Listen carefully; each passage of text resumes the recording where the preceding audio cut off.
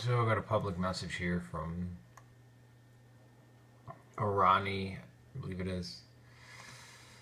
There was another question you asked about the Council of Nicaea, that they did away with reincarnation at the Council of Nicaea. That's not true.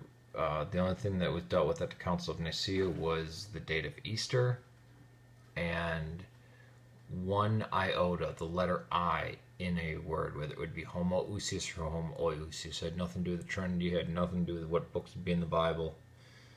It only dealt with one word, either meaning of like substance or of same substance, or of like essence or of same essence. That's the only thing. So no, there's a lot of lies about Nicaea.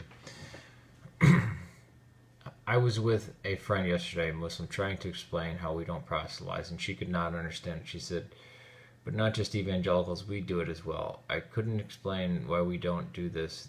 Is it just because Christ just spoke but never forced anyone? I'd love to know. We got on the subjects of various sects, and she told me that it's okay for them to worship any way they want if it makes them happy. That shut me up, as I did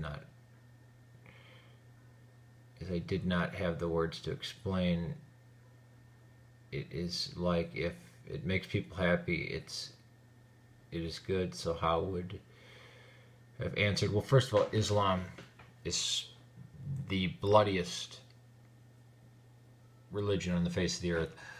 They do not tolerate disbelievers. They must kill atheists, Buddhists, Hindus, polytheists. They don't have to kill Jews and Christians. They just keep them as slaves. And Muslims, they do proselytize. They do spread by the sword, and it is bloody and violent. When we say we don't proselytize, we mean we don't threaten people with hellfire or with the sword or with guns. Protestants, the Roman Catholics did that for a while, with at least with guns, but the Protestants still do it with hellfire and threaten people with hellfire and this type of stuff, or promise them things like money, health, wealth, prosperity, bribing people. And it's mainly, the Muslims, like it's convert or die, you know. And you haven't seen more about hellfire in your life than in the Quran. I mean, the Quran's all about hellfire. It makes Dante's Inferno and the Apocalypse of John look like a walk in the park. But yeah, your friend is either truly ignorant or using takia, because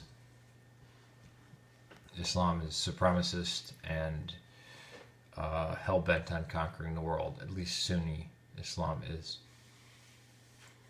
But we still should evangelize all the time. Remember, no bribing, no threatening, no with spiritual or physical harm. All right, peace to you. And also, sometimes we're not allowed to evangelize in certain countries because the Protestants would come in and, evangelize or proselytize to people, and there'd already be Orthodox Christians living there, and the Muslims would come by and kill all the Orthodox Christians. The truth is always difficult. The truth is always the thing you kind of don't want to believe in. It's hard. Standing up for doing what's right is not a popular thing to do, so we are called to suffer, basically, because if you love the truth, you will be hated. And we bear witness by being a witness, of martyr. Just like our idea of martyrdom is totally different than the Muslims' idea of martyrdom. Their martyrdom is a perversion. It's a warrior that murders people. Our martyrs are those who wouldn't even hurt, those who are attacking them. Peace to you.